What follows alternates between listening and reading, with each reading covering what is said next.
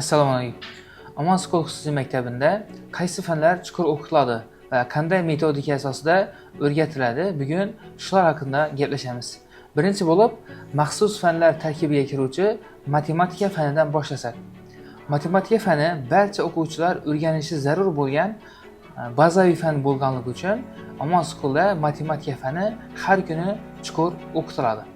Va 1-sinfdan 7-sinfgacha bo'lgan o'quvchilar majburiy ravishda matematikaga o'qitiladi. Keyinchalik 8-sinfdan boshlab o'quvchilarning kelajakdagi maqsadlariga qarab tibbiyot, biznes yoki xalqaro huquq va tillar fakultetlariga yo'naltiriladi.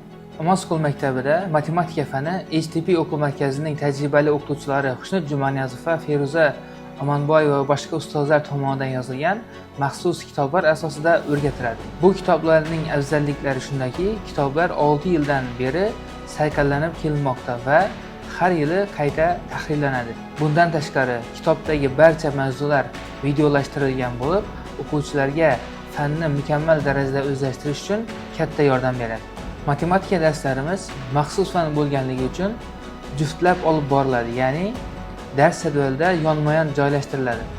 Buning sababi shundaki, 1-soatda o'quvchilar ustozlari nazorati ostida nazariy va amaliy qismdagi misollarni o'rganadilar. 2-soatda esa o'qituvchi nazorati ostida shu mavzuga aloqador uyga vazifani shu joyning o'zida bajaradilar va tushunmagan misol va masalalarni ham ustozidan shu yerning o'zida so'rab olishlari mumkin bo'ladi. Bundan tashqari o'quvchilar mavzuni yanada mustahkamlash maqsadida har bir mavzu bo'yicha ustozlarina nazorat testlarini, ya'ni standartlarni topshiradilar. Natijada o'quvchilar barcha mavzularni mukammal darajada o'zlashtira oladilar. Bu Aman School'dagi matematika fani haqida qisqacha ma'lumot edi.